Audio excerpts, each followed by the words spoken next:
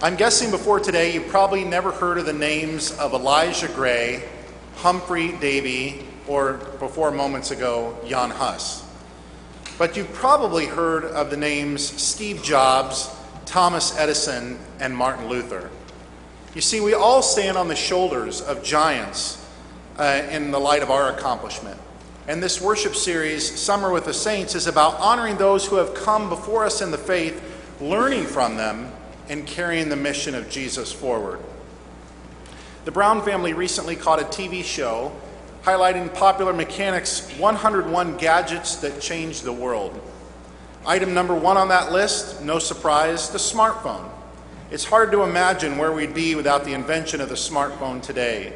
I'm told there are nearly 5 billion, B as in billion, subscribers to mobile phones throughout the world. When you think about it, we just have over 6 billion people in the world. That means over 75% of the population has a mobile phone. Even if they don't have electricity in places in the world, they have mobile phones.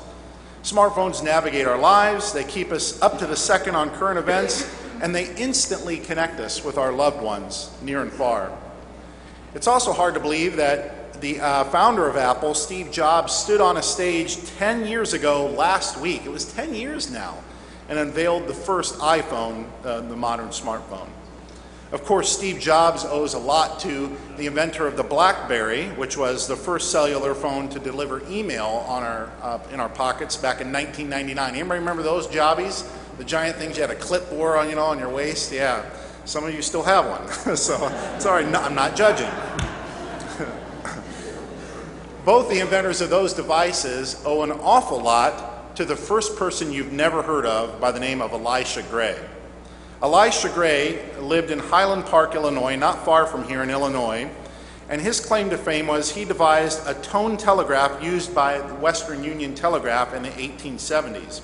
Gray invented a process of using several vibrating steel reeds that were tuned to different frequencies, which at the other end of a line passed through electromagnetics and vibrated matching steel reeds to create a signal. Today's message brought to you by Rockwell Collins. But long before lovebirds tweeted each other on their smartphones, way back on Valentine's Day, and February 14th, in 1876, this man, Elijah Gray, true story, walked into the U.S. Patent Office to patent his telephone, only to walk in the building a few hours behind another guy applying for a similar patent for a similar device, a person you may have heard of by the name of Alexander Graham Bell, which is commonly known as the modern inventor of the telephone. Could you imagine being Gray and walking in and spending years inventing this device only to come in a few hours late? Interestingly enough, the transmitter described in Gray's version was strikingly similar to the experimental phone used by Bell, which raised a bit of a controversy even to this day about whether Bell, who certainly knew of Gray, was inspired by his design or vice versa. But one thing's for certain, without an Elisha Gray, there would be no Steve Jobs, and there would be no smartphone.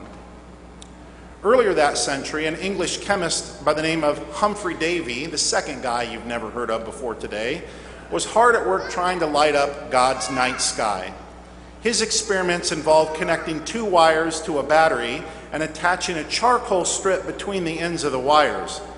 The charged carbon glowed for just a brief second, giving us the world's first electric lamp, but he couldn't sustain it, and it certainly wasn't safe for children or others to be around. Fast forward 7 decades later, and thousands upon thousands of tests later, in 1879, Thomas Alva Edison placed the same carbon filament inside of an oxygenless bulb. That was the key. Now it could burn safely inside for up to 40 hours. A year later, Edison's invention could burn for 600 hours, giving the world the first commercially viable incandescent light bulb. Let there be light. Which reminds me of a joke our oldest son Kirk made up recently. You know why Edison invented the light bulb? You say, no, why? Oh, why? Because he was tired of candle wax dripping on his head every time he got an idea. Joke patent pending, Kirk Brown, age 10. But seriously, Edison's light bulb changed the world, did it not? creating the second shift of workers who could now work past sunset, and the third shift of workers who could work overnight in factories. In fact, it created the Industrial Revolution, some say. My point being, without Humphrey Davy, there would be no Thomas Edison. And without Thomas Edison, there would be no light bulb. And with no light bulb, there would be no revolution. The same can be said for Jan Hus and Martin Luther and his revolution of faith. Without Hus, there would be no Martin Luther and no Reformation. Luther has said as much. You see, John Huss lived about 100 years before Martin Luther, back in the 1400s. Huss was a priest living in Bohemia in the Roman Empire, which would be the modern-day Czech Republic. Like Luther, Huss had problems with the Pope, how we do communion, the selling of pieces of paper to get into heaven known as indulgences, and the ultimate authority of Christ over and above the Christian church. Ultimately, Jan Hus was deemed a heretic by the Roman Catholic Church and was burned alive at the stake. That's kind of his claim to fame. Kind of gross, but it's true. Most of his ancestors, descendants I should say, were wiped out by the Roman Empire shortly thereafter in a few wars. There are a few churches named after him. In fact, one here in town, Huss Presbyterian, goes all the way back to John Huss in the 1400s. Huss's life set the stage for Luther, both in cracking the door for the German Reformation, which we all enjoy to this day, but also, I think, more importantly, for raising the stakes of the drama that Luther faced by standing up against the Roman Empire. You see, Luther came along just 100 short years after Huss, pointing out the same atrocities in their beloved Catholic churches as Huss, and Huss was burned at the stake. What would happen to Luther? John Huss first began by denouncing the moral failings of the clergy, bishops, and even the Pope.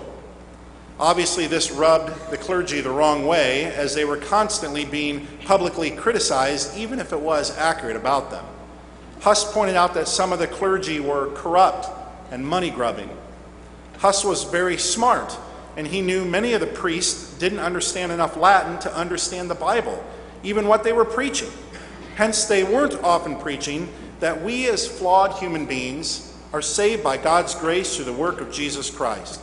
It wasn't our own merit or our own giving or our own church going that brought about our salvation. It was all initiated, carried out, and completed by the work of Jesus Christ on the cross. This is how Huss understood the Bible, and other people weren't preaching the same way. Huss understood today's gospel plainly. The only way to the Father, the only way, was through Christ, not our checkbook, our friendships, or even our high positions in the church. This message, of course, now angered the powers that be in the church. No longer was he poking at lowly priests, but he was hitting at the authorities in the church, and they didn't like it. And they asked him to stop. Like Luther, they asked him to completely recant of everything he had said, not just what he was teaching, but all the heresies of his day. Huss responded, I think responsibly, saying, listen, I can pull back on what I've said, and I'm willing to do that. But I can't in good conscience make up for every wrong that was ever committed about Christ, even stuff I haven't preached. Well, that wasn't enough for the powers that be in the church, and they had him killed. Huss's other ideas gave Luther his very platform, which he built upon, namely communion, how we get to heaven, and Christ's authority. The first being communion. At the time, the theology was that the priest could actually transform, or a big Latin word called transubstantiate, the bread and the wine through their fingertips by saying the magic words, and it became Jesus Christ. But Huss and Luther after him believed in a theology called consubstantiation. Con meaning the Latin with, that Jesus is essentially at the time of the words of institution with the bread, and under the bread, and around the bread. Therefore, not caging Jesus by the power of the priest into communion, but uncaging the Lion of Christ to be in communion, to be in your hearts, and to be at the same time the right hand of the Father. This was a very, very controversial idea in the 1400s. The second platform was selling of indulgences. This is what Luther was his bread and butter. He took it all the way to the nth degree, saying that the Pope who's issued indulgences is the Antichrist himself. Now let me be clear, the Roman Catholic Church that Huss railed against in the 1400s and Luther in the 1500s is not the same Roman Catholic Church that our friends and family visit and practice today. A few decades after, I should say, at the time of Luther, they stopped the selling of indulgences and fixed a lot of the corruption in the church. I just want to be clear about that. But in the time of the 1400s, the Catholic Church was selling pieces of paper to you could buy and get yourself out of purgatory or even hell if you feel you've offended God in some way, and that you would buy your way to heaven. Or you could buy one for crazy Uncle Joe, who had died earlier, and he would be released, his soul, into heaven. Huss said when he looked at the scriptures, he didn't find anything in it that supported this concept. It was completely unbiblical. Finally, Huss went over the head of the entire church at the time, who was also the state, and he appealed to Jesus Christ as his supreme judge. When he got in the hottest of hot water with the church and the powers that be, he said, listen, I'm not even going to go to you guys. I'm going to go over your head and appeal to Jesus Christ, the head of the entire church. And if anything that I've said or done is wrong, then show me in Scripture. And again, Huss said, I'll completely recant it. I'll take it all back. But let Jesus be my judge. This bypassed all the laws and structures of the medieval church, and a move that some historians say was as significant as Martin Luther pounding his 95 Theses on the door of the Wittenberg Church in 1517, which some of you will visit here next week. So how do we apply this to our lives today? Well, I believe a modern-day application of Jan Hus's theology is, of course, the church doesn't take the place that it did back then, and none of us put the church over Christ, or I hope we don't. But the question for you is, what might stand in your way of worshiping Jesus? Martin Luther said, whatever you can't live without is your God. So if you could fill in the blank for yourself, I couldn't possibly live one day without blank. And my question for you is, could you live without this for a week? Could you turn it off or do without it for a month? Could you live without it for a lifetime? If you hesitate to answer that question, something may be standing in your way of God. The fact is, friends, the only thing that we need to get through this life and the next is Jesus Christ. And therefore, he is our only one and only God. Even though Jan Hus was called a heretic and martyred for this belief in his day, I think he was right. History has shown it.